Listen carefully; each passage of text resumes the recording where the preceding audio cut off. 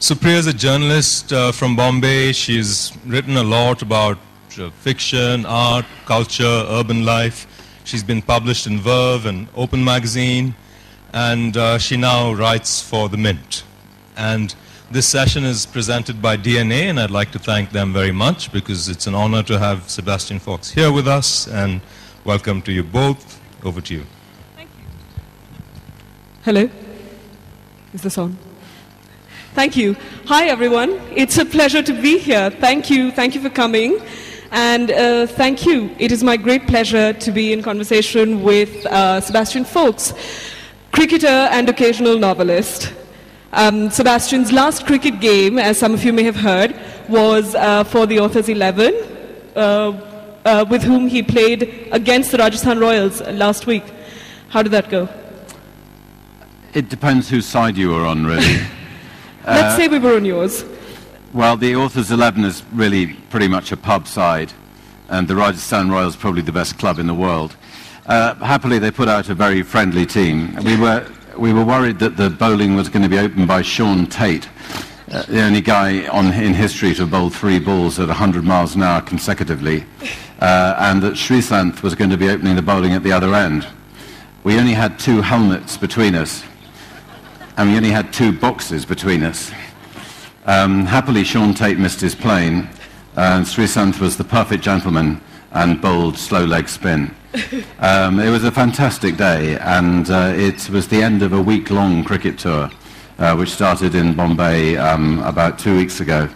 And we had the most extraordinary time and met with amazing hospitality and friendliness in Bombay, Jodhpur, and a little village called Roet, where we played on a sort of mud flat with a coconut mat wicket, where I hit my only 4 of the tour. But I was batting rather low down, and in a 20 or 30 over game you're always under intense pressure to score runs when you come in low down the order. But it didn't matter at all, except that I had brought with me, I was instructed to bring with me 2 copies of my new book to give to opposing captains, and unfortunately I forgot on every occasion. So I have got 2 hardback copies of my new book, A Possible Life, here, and I really don't want to take them back in my suitcase, so I will happily give them to the first 2 let's say school children or students, or the first 2 nice people who come up, deserving causes, after our chat. Perhaps the first 2 people who can successfully convince you that, I don't know, they can bowl well? Yeah, maybe. Yes, whoever has the best bowling action, yeah. Right. There are, of course, also the books.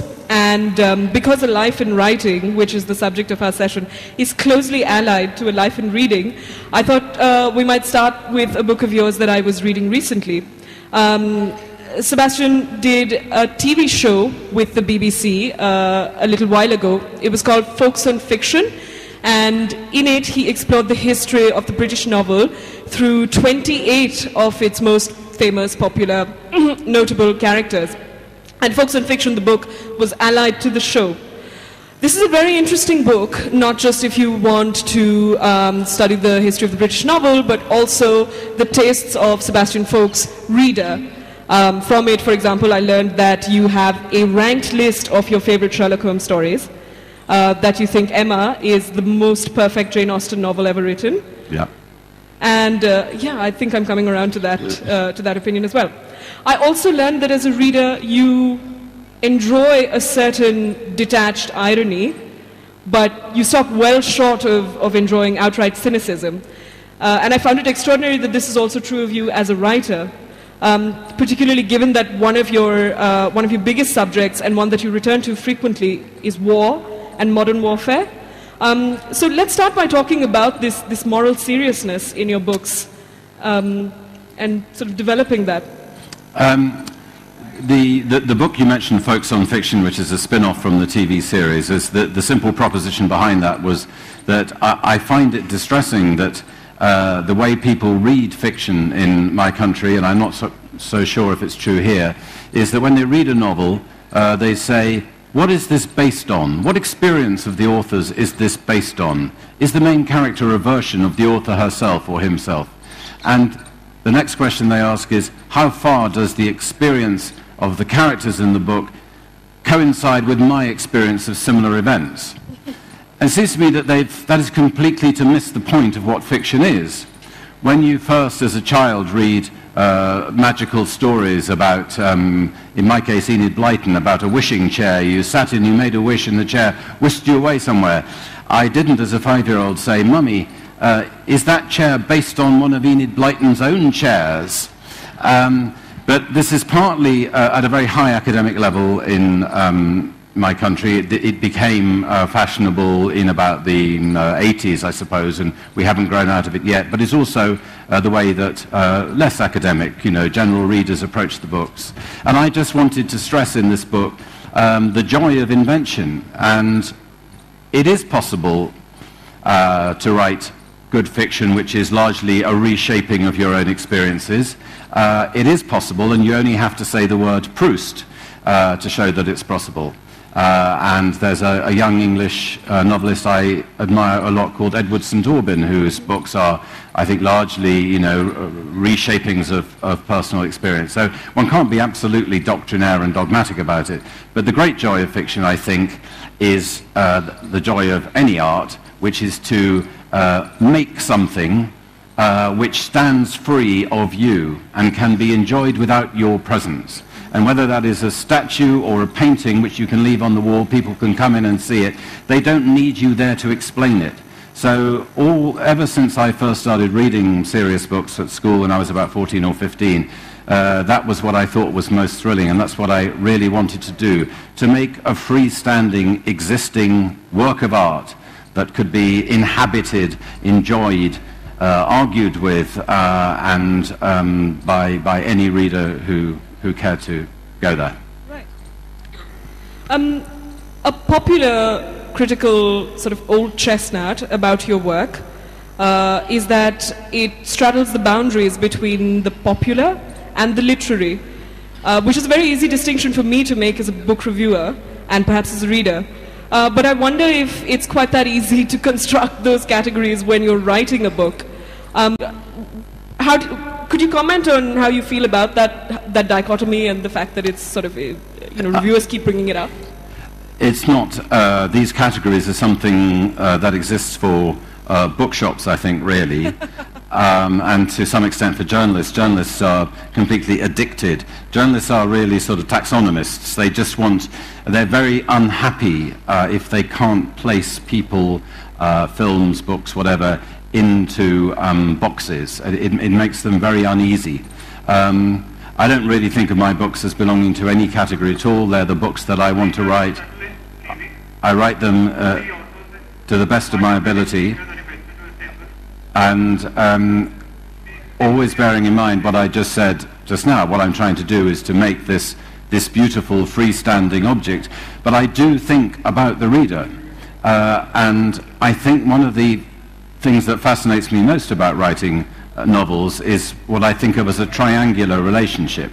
At the top of the triangle is the character in their circumstances in the book, and you've tried to make this character interesting, you've made their circumstances dramatic, and then there is you, and you're controlling every comma, every word, every choice of word is a massive decision on your part, 8,000 decisions per page.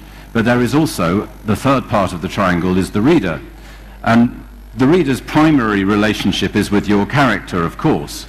But I am also very interested in the relationship between me and the reader.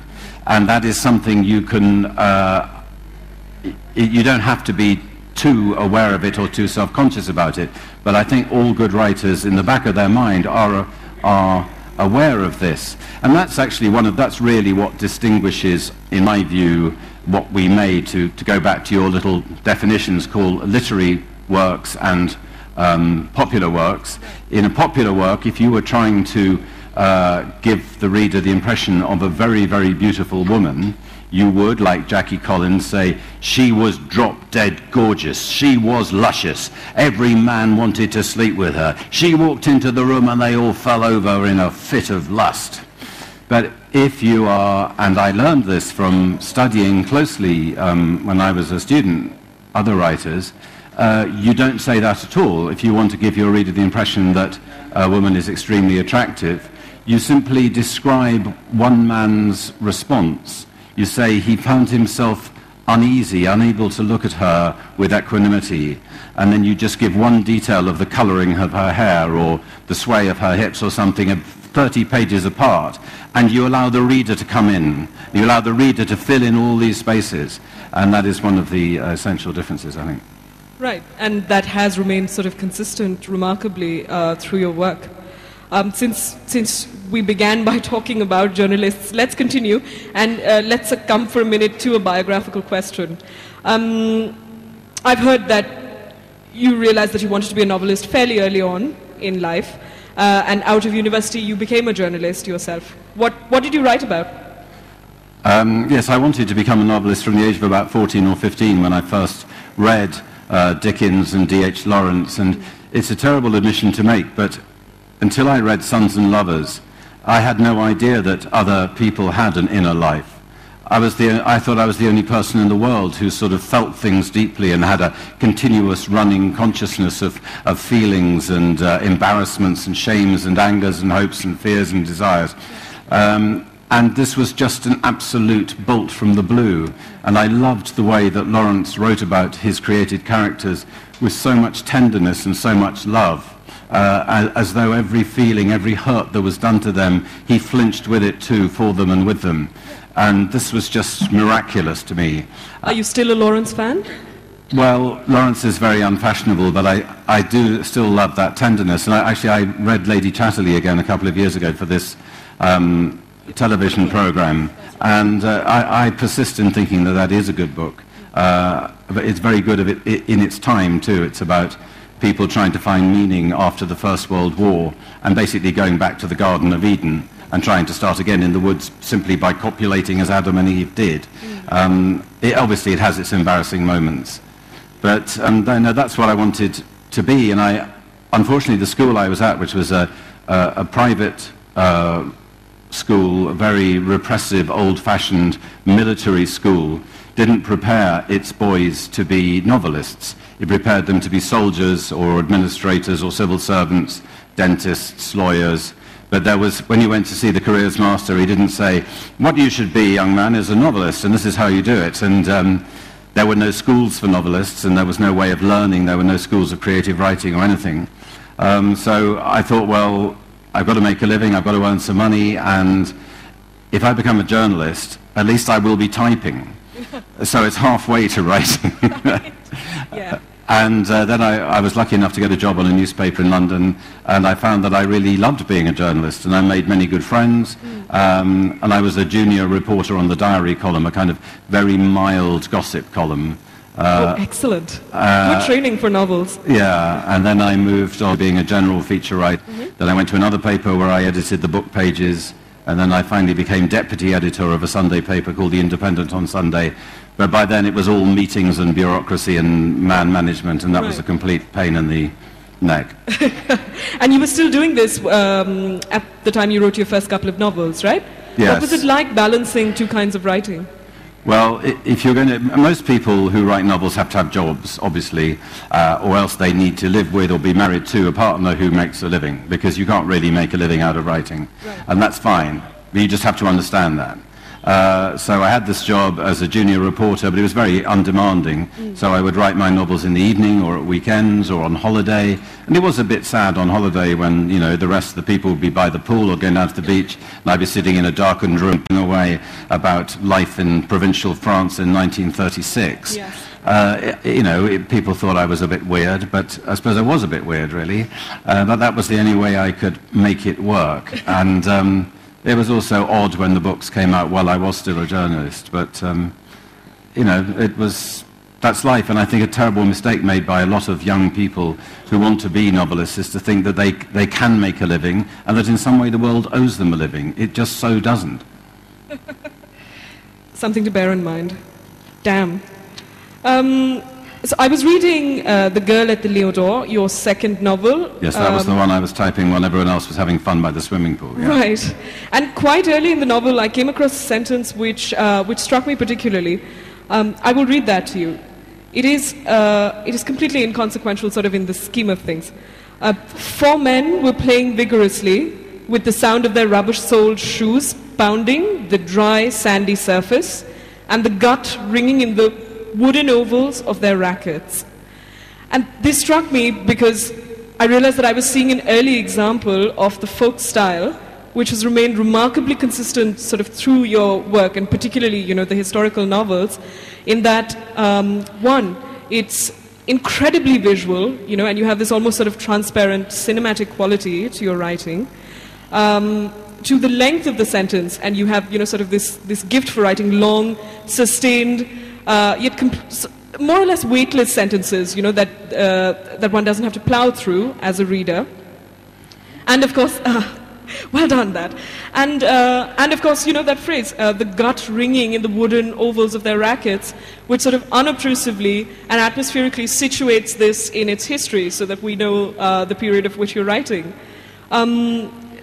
Could you talk a little bit about developing this authorial voice? Well, I think you've just summed it up very well, if somewhat flatteringly. But no, I mean, it is a good sentence, I think, and I think what happened was, like all young authors, I was struck with the sense of, what on earth am I doing? I don't know how to write this. I don't have a degree in novel writing. Why is anyone going to believe me? Telling novels is just telling lies right from the off. So that novel begins a sentence something like, in those days, the station at Gennevilliers had an arched roof, which when it rained set up a strange rattling sound, blah, blah, blah. And one of the reasons I developed this, what you call cinematic or rather detailed style, was really out of a lack of self-confidence. I wanted to persuade people that these places and these people really had a physical existence. And then if I could persuade the reader to believe that these places really existed, they then wouldn't jib when I said, and then the girl came in and she said, can you show me the way to the hotel? Because they would think, well, yeah, I've been in stations like that, and yeah, I've seen girls like that, and yeah, I'll buy into this. And I sort of have stuck with it to some extent, though I think my style has changed a lot, and it changes a lot depending on the requirements of the book. But that became, what you read, became my default style, really, for the first sort of half dozen books I wrote. And it's one that did serve me, I think, but it, like a lot of things in life, it essentially stems from weakness or fear, and then it develops its own momentum. That is a remarkable thing to develop out of fear. Also, to come back to sort of the length of the sentence and the words that you choose, particularly in these in the novel set in the first half of the 20th century, you are bilingual, no? Well, I can speak French. I wouldn't say it's bilingual. I speak it pretty okay, yeah.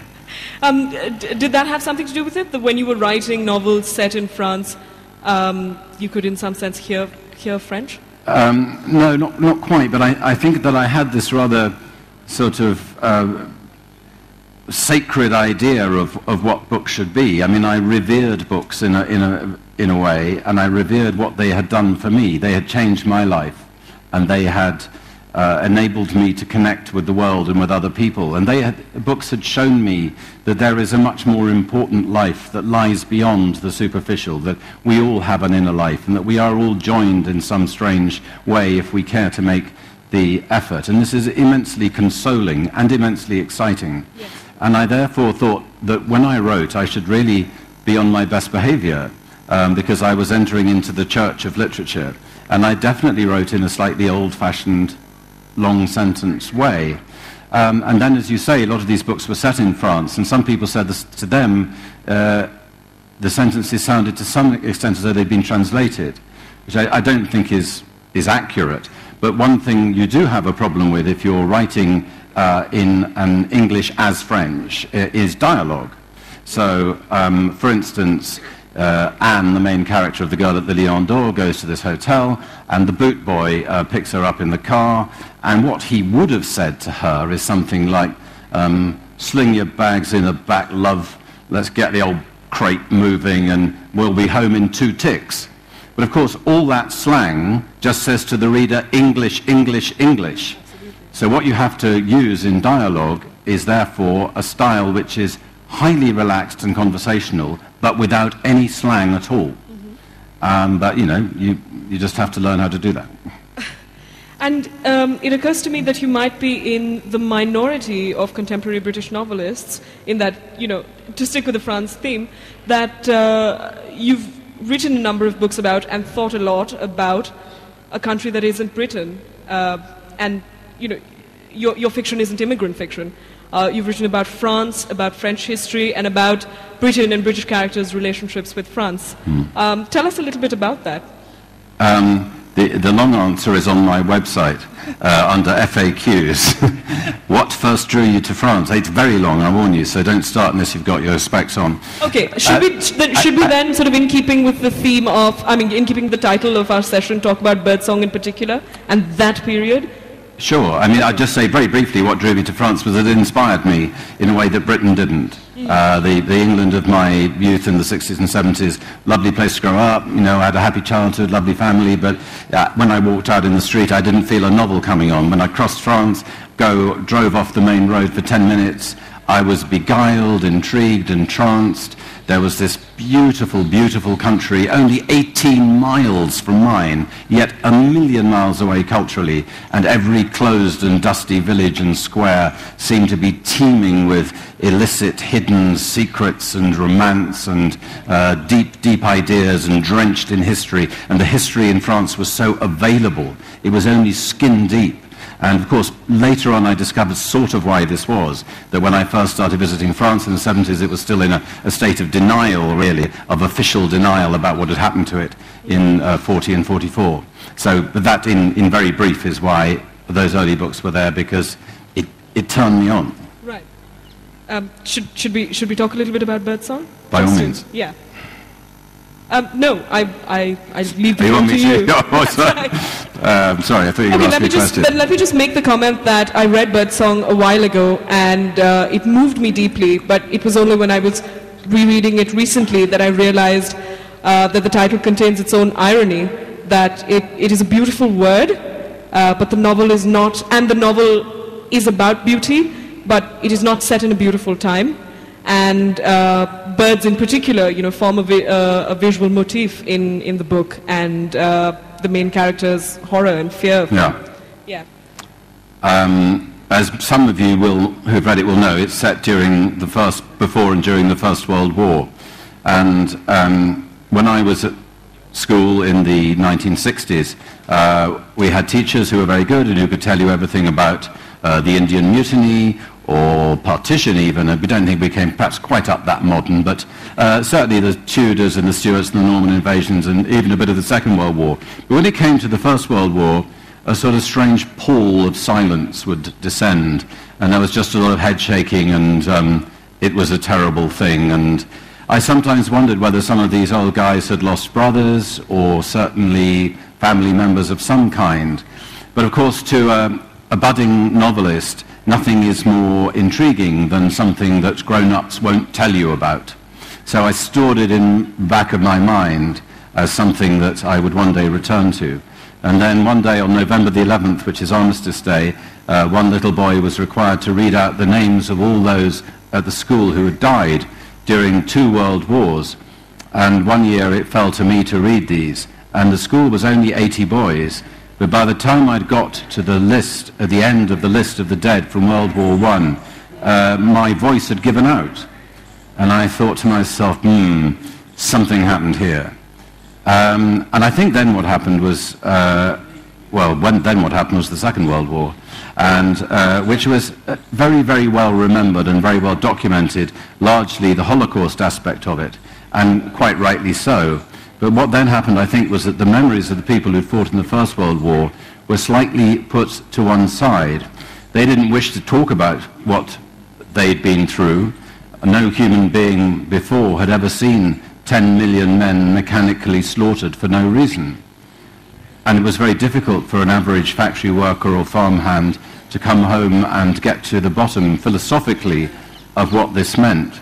And then came the Second World War, and then they got old and they tried to forget, and it was really falling out of public memory, I think. Right. And the books had been written in the 20s, but they were largely officer memoirs with a degree of irony and detachment. And I sensed that there was a possibility that there was a quite large, unreported, undiscovered story here. But of course, lots of people did know lots about it. And there are historians, and there are experts, and there are documents, and there are books. So I had to steer a course between my instinct that this was uncharted territory, I mean, really the extremes of humanity. How far can human beings go and still call themselves human? And at the same time, I'm not wanting to bore people who did know as much or indeed more than I did about it. So I took a tip from a poet called James Fenton, who was asked advice for a youngster about how to write a good poem. And he said, why don't you think about telling the reader something they don't know? And I brought that to bear when writing Birdsong. I thought, well, a lot of people will know about the slaughters on the Western Front.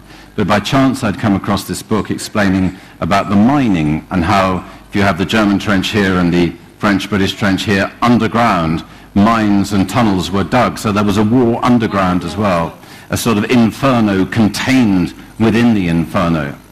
And no one seemed to know about this. The Royal Engineers were very, very reticent people, and there was one rather shaky book, one pamphlet, and after that I was into documents in the Imperial War Museum. So that was a key. Sorry, did class have something to do with that? With the fact that sort of, their voice wasn't much heard, the Royal Engineers, and the fact that... Well, I don't think it was class. I mean, they had exactly the same, number of officers and other ranks as anyone else. I see. I think that they were just practical men who went to do a job, and a lot of the guys who actually dug the tunnels weren't soldiers. They were engineers, they were largely coal miners or people who dug the London Underground. Were working in tunnels about sort of 4 feet high by 3 foot wide at some points. And I also made an educated guess, which was that most of my readers would be, like me, extremely claustrophobic.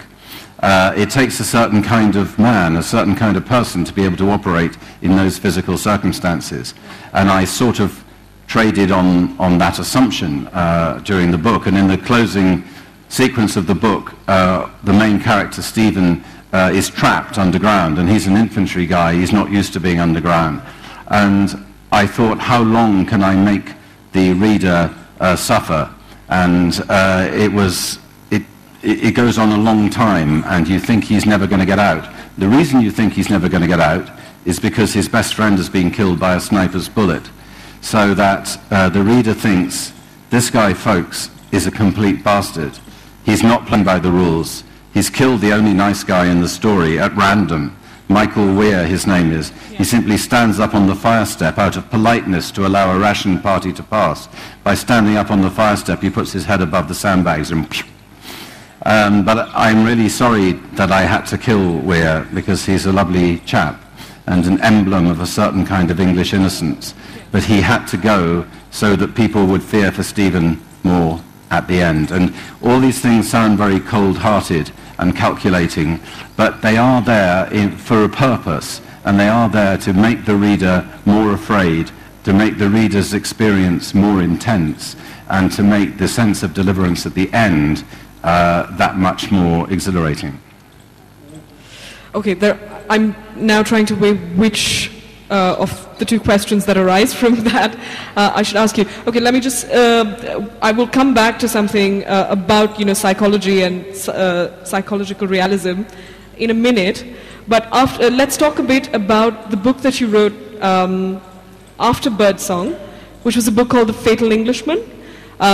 In this, you returned to journalism. You wrote 3 long biographical profiles, novella length, to use the literary term, of 3 20th century Englishmen who died young. And when David Hare reviewed it in The Guardian, he noticed, with some sort of special insight, that through the lives of these men, a painter, an RAF pilot, and a journalist who may or may not have been a spy, or was a spy, you had seen how the failures of the British nation had sort of embodied themselves in these characters from, say, the 1920s to the 1950s. And having seen that, and having been deeply moved by The Fatal Englishman, I realized that one could begin to see Fatal Englishman in a lot of your work, including perhaps Michael and Stephen from Birdsong. Could you talk a little bit about this, about youth, about nationality, and about that particular period, you know, first half of the 20th century, and what it did to British men and women? Yeah, well, it killed a large number of them. That's what it did to them. When I finished Birdsong, I had put an awful lot into it, as you can perhaps imagine. And I needed to write another book because although it had been very warmly received, very generously received critically... nicely subtly put. It sold how many millions of copies? Well, I don't know, it didn't. It sold about 10,000 in hardback. And I had no job, having left newspapers, and we had baby and another one on the way, so I really needed to do something. But I felt fictionally I was played out, so I thought, well, I'll do a non-fiction book. And I'd read a book about an American who was the great hope of his generation and then fizzled out. And I thought, well, it was a good book, but there was something of so what about it, because he didn't do anything. And I thought, what happened if you were to write about the figure of Icarus was in my mind, the guy who flew on wings so close to the sun burned his wings of wax and he plunged to earth. 3 young men or it could have been a woman, it turned out they were men, who did actually achieve something in their short lives.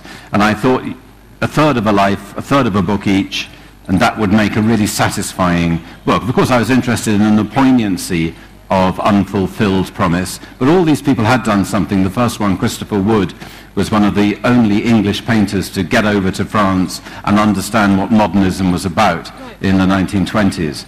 And he threw himself under a train in a sort of opium frenzy at the age of 29. The second, Richard Hillary, was a Spitfire pilot who himself wrote a very good memoir called The Last Enemy, but he was shot down and horrendously burned. But he decided that he wanted to return and fly.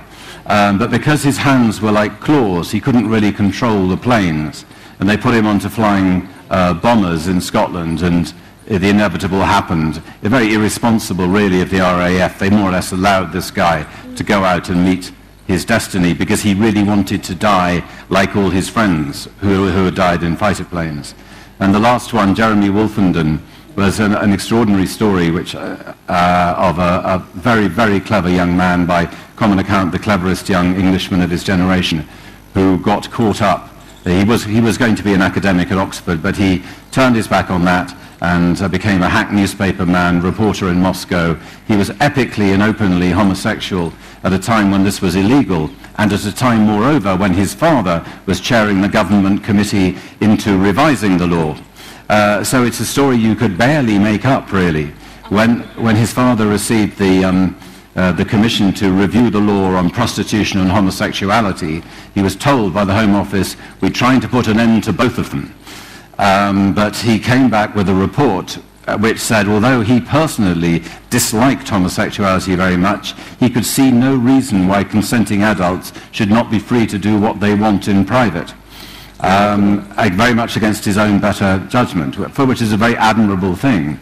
But he did say to Jeremy, his son, while I am working on this report, perhaps it would be better if we saw a little less of one another and if you wore slightly less makeup. The idea of such a thing happening today, I mean, it would be in the paper, it would be on Twitter within 20 seconds. But these were different times. And different men. Yeah, and different men. But I suppose what bound them together, there were a lot of little coincidental links between these three, mostly just characters who reappeared in different lives. But they do all show, to some extent, the failures of British institutional life, of newspapers, of the Secret Service, of the armed forces, and of the public schools, which is not to say that I'm anti-British or anti-English, but the 20th century was a difficult time of transition for basically all these institutions which had been set up in an earlier period, and they're really 19th century institutions. Right. And this sense of sort of unfinished business, of interiorities that are in the making, have very much been a concern of yours when you, as is evident in the characterization of your novels, which is why when you said in an earlier session today that you don't think of yourself as a historical novelist, I thought, yeah, that was quite right, because you do write novels about periods that we would call historical. But these are, let's not forget that these are actually the decades that are the crucible of modernism as we understand it. And you are writing about modern times, about the making of the modern mind in some ways. And and this is sort of, not just in a meta way in your characterization. You're actually interested in psychiatry and psychology and the development of the science. Yeah. I think that the first 6 books I wrote are really, I didn't set out to write this, but I think looking back you can see that what they are all about, Birdsong, Charlotte Gray, The Girl at the Lion d'Or, and so on Green Dolphin Street, are who are we? And how did we get where we are? When you're a child, you grow up, if you're lucky, in a household with a mother and father who say, "It's okay, darling, everything's fine, just potter off to school, it'll be fine, this is the way the world is." And it's only when you're a bit older that you think, why is the world like this? I grew up in the 60s, and I remember the Cuban Missile Crisis very well, and the long faces of my teachers at school as it looked as though the USSR and the USA were about to blow us all up in a nuclear war. And Mum and Dad were saying, "Don't worry, dear, it'll all be fine, President Kennedy will sort it out." When you get to about 16, you think, this really isn't fine at all. This is just so wrong. Why is half the world under communist slavery? And what's going on? Why is half the world not enough to eat? It's not good, it's not right. So the first books I was writing were, who are we, and how on earth did we get to this extraordinary pitch of affairs? And then I think the subsequent 4 or 5 novels I've written have been addressing the question of what are we, what is a human being, and why are humans so odd? Because if you read Darwin, there is no excuse for us. In order really to have prospered by the rules of natural selection, we only needed to be marginally more efficient than the competitive bonobo chimpanzee in finding food for ourselves. We didn't really need to have written all of Mozart's symphonies, to have constructed the Taj Mahal, or to have put together the Jaipur Literary Festival. There was a giant and hugely unnecessary leap in human evolution. My theory in Human Traces, which is a long book set at the end of the 19th century. An 800-page novel about psychiatry, yes? It sounds a real thriller, doesn't it? But it's very good, believe me. It's my favorite of my novels, actually. But the sort of underlying theory for that is that the 1 in 100 of us is psychotic. And psychosis is a really horrible, serious illness. And I think that those 1 in 100 are people who pay the price. They carry the suffering for the rest of us to enjoy Mozart and literature and days like these. And we really need to look very carefully at why our genome is so unstable, that 1 in 100 of us is functionally hopeless, really. And I think it's to do with the newness of the evolution of that part of our mind, of the consciousness part of our minds. It's like in your car, in your Mercedes, the wheels don't fall off, the doors don't fall off, but the electrics are absolutely hopeless. And it's more than 1 in 100 Mercedes whose electrics don't work. So I'm being rather facetious about this, but it's something I do feel very strongly about, and the way that psychiatric illness is not taken at all seriously in my country. I mean, people do take it seriously, but the outcomes of research have been desperately disappointing. I think there's a very clear link between that line of thinking and what comes across in your most recent work. But before we talk about that, I'd like to talk about A Week in December, which I think was the first in quite some time, the first book in quite some time that you've written about contemporary life and contemporary Britain. Is it a coincidence that turned out to be, the bitter, angry, funny one? Yes, A Week in December, what I really wanted to do, and what I hope I will do one day, or some other British novelist will do one day, is to write a really grand, tremendous, realistic novel in the way that Saul Bellow or Philip Roth or John Updike has done in the USA. I think we have lots of great novelists, wonderful writers in Britain, but I don't see anyone doing that kind of job. And I wanted to do that myself. But it kind of went wrong. It went off the rails, and it became a highly satirical and comic and bitter account, really, of bankers, the financial crisis, greed, venality, corruption, the internet, pornography, drugs, and so on, and religious fundamentalism as well. It's a book in which everyone lives in a virtual world, and this is how I saw. I know that world. Yeah, it's how I saw the London in which I live. I remember in a key scene in this book, a terrorist is about to plant a bomb, but he's become disorientated and he can't find his way to the station, and he wants to ask the way to the station. But the first 6 people he tries to ask the way are either all on mobile phones or all plugged into their music, and he can't find anyone to speak to. I thought this was a sort of powerful image of what the book is about, the atomization and fragmentation of modern society.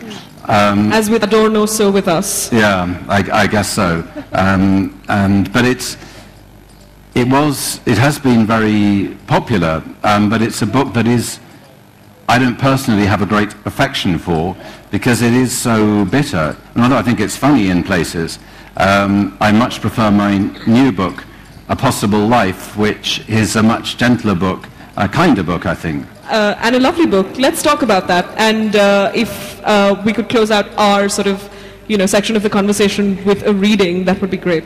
Okay. A Possible Life is 5 sections, and they're all set in different places and at different times.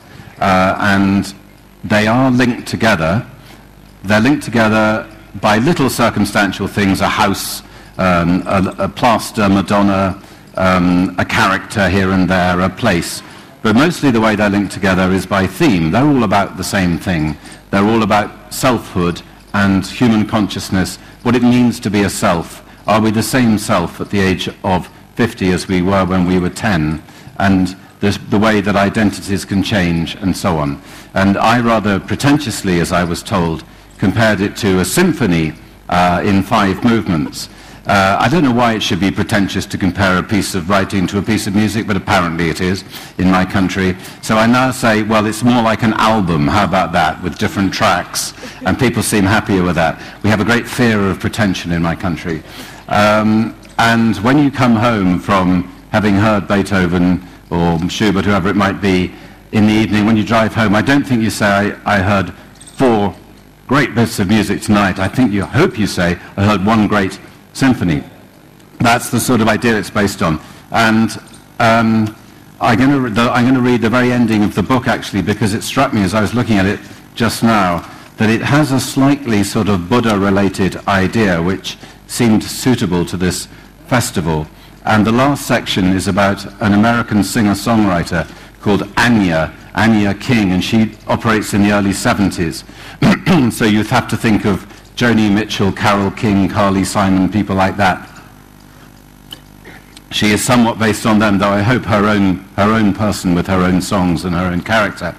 And it is narrated by her boyfriend, who's also been her manager. And many years ago, they have broken up. But he sees her one last time when she's in her 50s in London. And she's had a rheumatic fever as a child, and it's come back to haunt her. And she's not that well. She makes it quite clear that this is her last ever performance. And this is the woman he has deeply, deeply loved, though he is now married some years ago to someone else. But he's gone back to see her, having not been in her presence for 20 years. This is her final song. The song was about 8 minutes long on the record, and I looked down at my watch as she began. It was almost unbearable to think that there were only 7, then 6 minutes of this magnificent voice left for the world to hear. The audience was motionless as the song unfolded. Heat-soaked plains, dust clouds, the smell of oil paint, the roar of Mexico City, and in among it all, the hard-edged voice of a lonely girl from Devil's Lake. I'd done nothing. I played a few things for fun and money, but I felt as she sang then the enormous stretch of what Anya had tried to do, that outreach of imagination to feel your heart beat in someone else's life, and I saw how much it had cost her. I looked at my watch. There was about a minute left as she entered the final verse with its doubtful ending. And when the last note faded, she did what she'd done for the first day I met her at the farm, and she thought she'd said enough for the past. for the time being.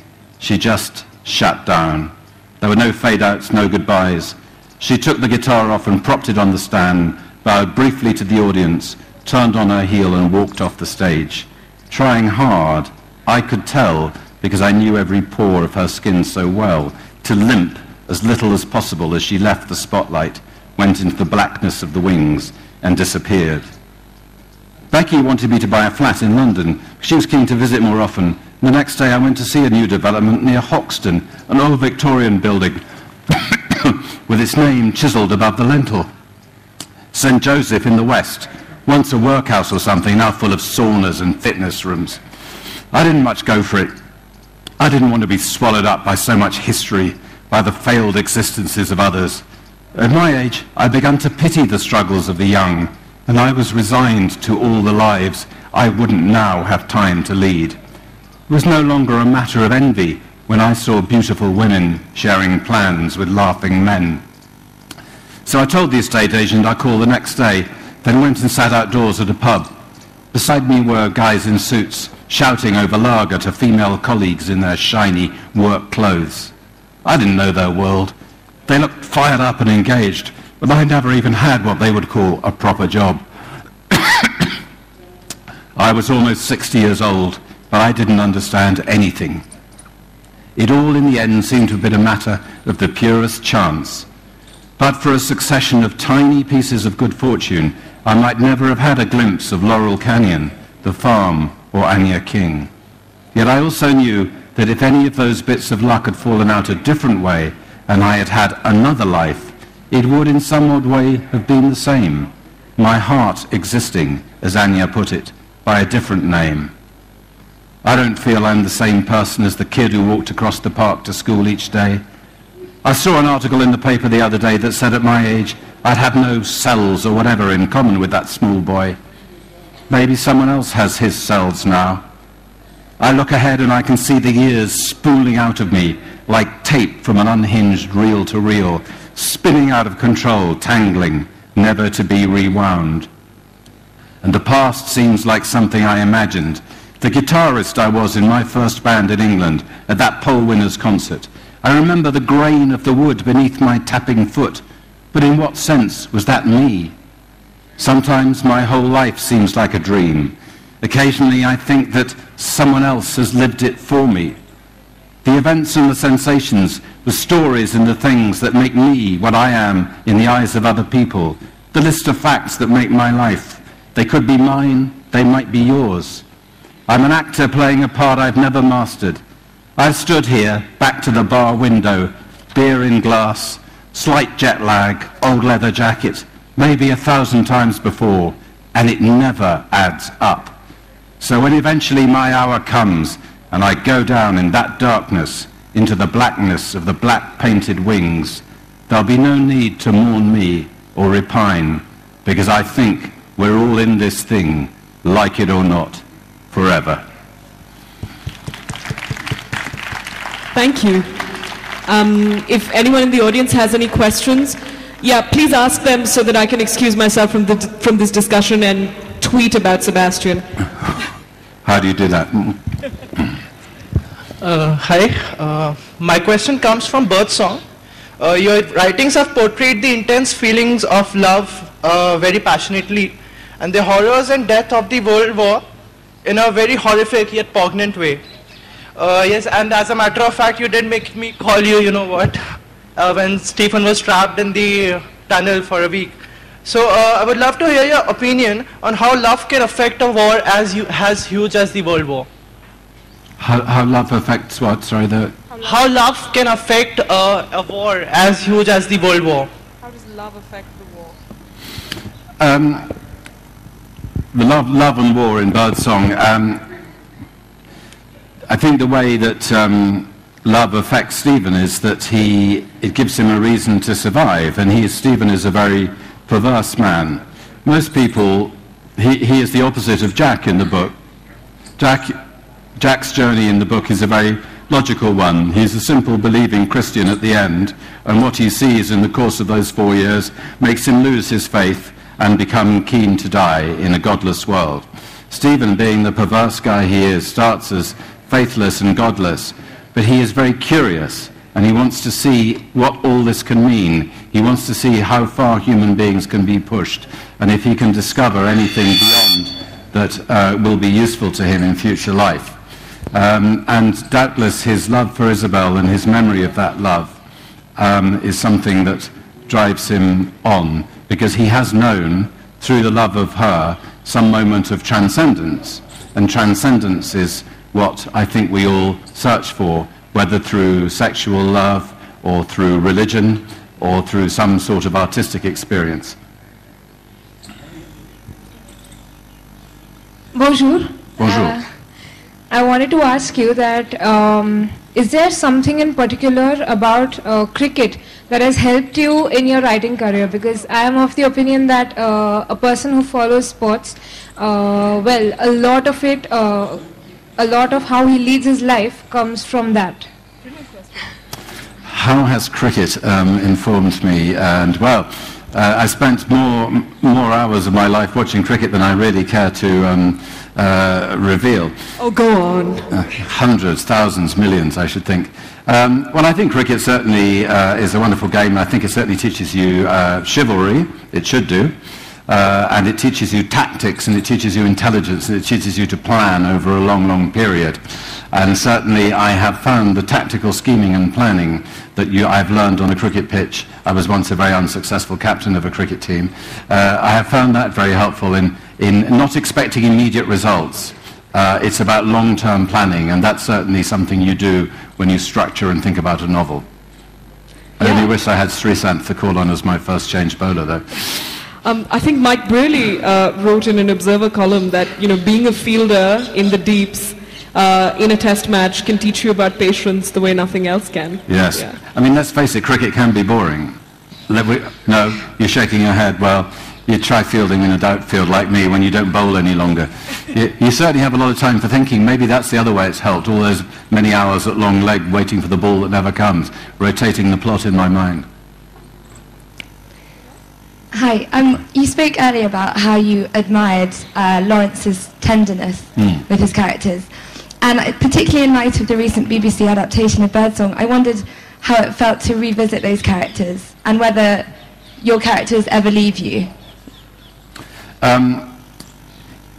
It sounds rather sort of poncy to talk about, the feelings you have for your characters and how much you love them and so on. And seeing the television adaptation of Birdsong, I didn't really feel that they were my characters, actually, because the casting was so odd. But I did think the actors were very good. Eddie Redmayne's very good, and Clémence Posey, who played Isabel, is very good. But there was no age difference between them, and the love story between them was like Romeo and Juliet, really, or like a sort of almost like a student romance. It was very touching in its way, but it wasn't that of a rough 22-year-old farm boy with a repressed 32-year-old French married woman. So the whole dynamic of the love affair was different. But I do feel strongly attached to some of my characters, and you don't really feel attached to them because they're good or worthwhile people. You feel attached to them often because they just do a great job for you in the book. And that's a rather shameful thing to admit, but the morality that the reader brings, after all, is quite different. I mean, the reader loves Becky Sharp in Vanity Fair because she's such a vital character. She drives the novel. She's so full of life. But she's a terrible scheming bitch, really. And if you met her in real life, you'd run a mile from her. So we apply different standards. But the favourite character of mine at all is in Human Traces, who's called Kitty. And she is a patient in a psychiatric hospital where she's been misdiagnosed as having hysteria. In fact, she's got uterine cysts and rheumatic fever, and she's got purely physical ailments. And she is subjected to a sort of 40-page cod Freudian psychoanalysis before she even opens her mouth, and then lots of probing and prodding by male doctors. And so I would submit to you that this is the most well-explained character in the last 25 years of British fiction, before the poor girl gets to speak. But then she had to speak. Thomas, the doctor, goes to her room, knocks on the door and says, good morning, Fraulein, how are you? And I thought, oh shit, what's she going to say? And dear girl, she just stood up off the bed and she just came alive, and she was so clever, and she was so flirtatious, but not in a nasty way. She was just so full of life and so full of relief not to be ill anymore. And so I loved her because I spent so much time imagining her, everything from her knee joint to her womb to her head to her hair. And then when she actually spoke for herself, I sort of fell in love with her myself, really. Someone else perhaps from that side, if that's at all. There's a gentleman over there. Yeah, I think. Oh, it's a lady, sorry.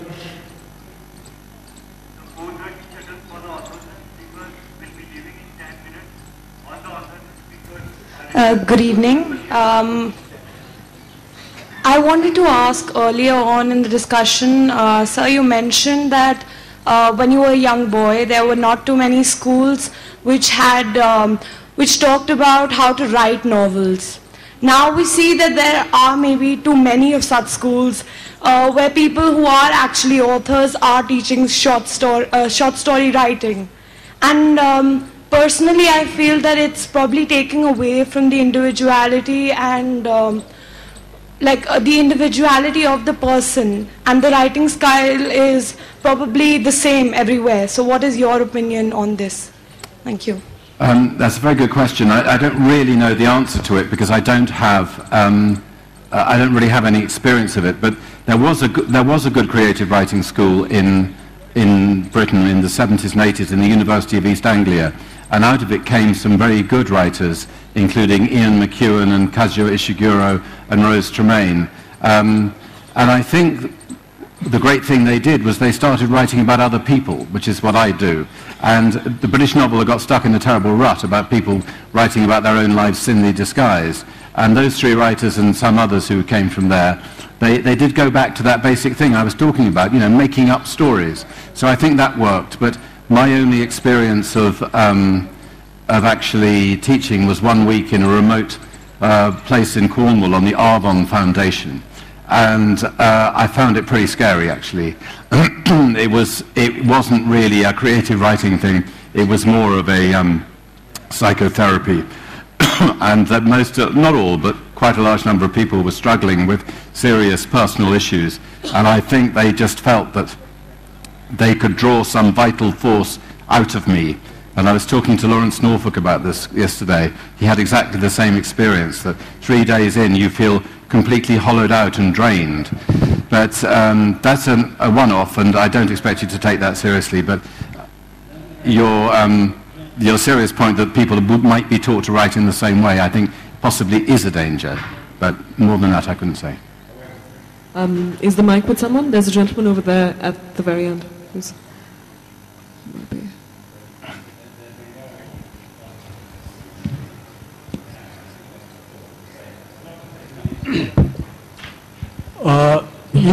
Earlier you were almost talking like a philosopher and a psychologist. And what is the difference between the kinds of truth and insights that a novelist can bring to these subjects of ideas of progress and regression and so on? And I also like to know, what did the girl, the psychiatric patient, reply to the doctor? Thank you. I think that, assuming everyone heard the questions, the idea of philosophical ideas and academic ideas, I suppose, how does a novelist, what does a novelist bring to the party? I suppose the idea is that you simply dramatize them and you put them, you show them in the lives of individuals and you show them at work. And sometimes if you're, all my books, in my mind, the way I think about them, are all books of ideas. You can say of each of my books that these books are about these 2 or 3 ideas. And Birdsong is about what is the extent of what humans are capable of before they can stop calling themselves human. That's the big idea in that book. A Possible Life is about notions of selfhood. Where does one self end? Where does another self begin? And so on. And in A Possible Life, I look at it there's a bit set in the future when they've got a scanner of the brain so powerful that they actually can see what is happening in the individual synapse, and they are able to determine exactly what it is, this faculty of human consciousness, that makes us so much more evolved than we need to be. It turns out actually to be a link between 2 previously existent faculties. But you have to be careful when you're going into that, not to bore the pants off the reader. You have to try and get this down into as short a space of time as you can while being scientifically accurate. And I get it read by people who are experts in the field, and they say, yes, that's fine, that works, but you need to change that. I change that. Then I cut it down a lot, and then I embed it into the drama. And the drama of it is that the woman who discovers this, everyone believes that she wins numerous prizes. We now know what human beings are. But as she puts it, it doesn't take away the aching of the heart. It doesn't really explain anything in the end. So I think that, in short, is how one deals with these things. And what does Kitty say to the doctor? She says to the doctor that she's feeling much better, thank you very much. And he examines her, and he makes notes of her knees, a very sharp patella, and the muscles of her calves somewhat stronger than you might imagine in a young lady from having been walking a great deal in the Alps. And she says, you know, would you like to, I can't remember what she says actually, it's something charming. Right. Starts off well. Yeah. Do we have time for a couple more questions? Hello? We do? Hello? Yeah, yes. Yeah. Sorry. What percentage of imagination and experience a author puts in the book? What is imagination and what is experience? We've sort of touched on this. In my case, I like to think it's 99% imagination, but of course, and only 1% experience. But of course, everyone has their own rules, and so, for instance, I have no problems with putting in houses from real life. In The Girl at the Lion d'Or, for instance, the house where the main man lives is brick by brick transported from a house I know in France. But I have a kind of self-imposed limitation of not using characteristics of people I know, apart from just occasionally a jokey, I'll make something happens on such and such a date, which happens to be my wife's birthday. But no one knows about that. But the slightly longer answer is, of course, that even your imagination is to some extent conditioned by your experience. And everything you make up comes out of here, and this has been made by what's happened to you. So my view is that you aim to put no experience of your own in, and that way you can probably keep it down to about 20%. Sorry, it looks like that's all we have time for, but thank you everyone for being here. And thank you, Sebastian. Thank you very much. Thanks so much, Sebastian. Thank you, Supriya. And thanks to DNA for this session. Since both of you sort of represent all the speakers and moderators we've had so far, I'd like to thank everyone, all the authors and moderators who have given us such wonderful sessions over these last few days. And you, the audience, please give yourselves a big hand as well for being so wonderful. Thank you. I believe Sebastian will now be signing some books, so please, those who want their book signed, make your way to the book signing area by those umbrellas on the right-hand side there, and you can have a chance to meet with them.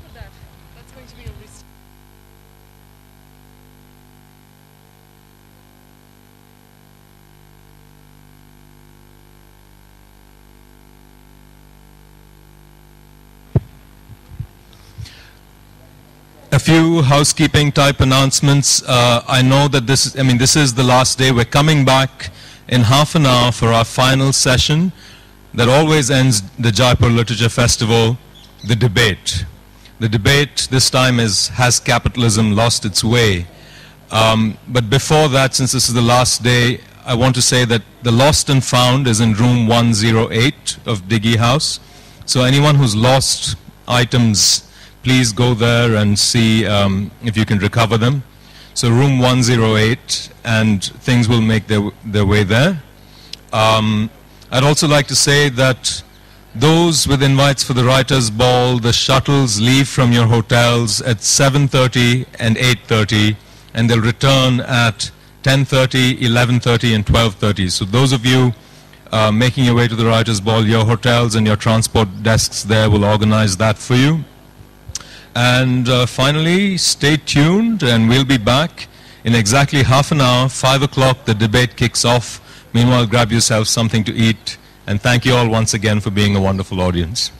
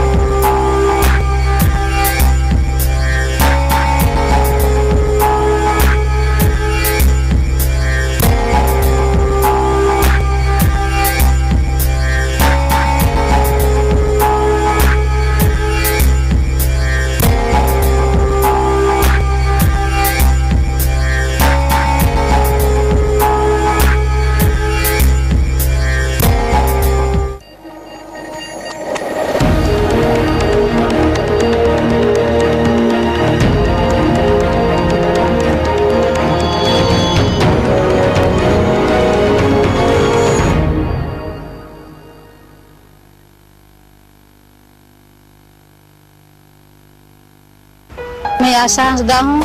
मैं 2 बच्चे की माँ हूँ। जी पाले तो आम महिला की तरह ही साधारण थे, पर थोड़ा सा अलग हो गए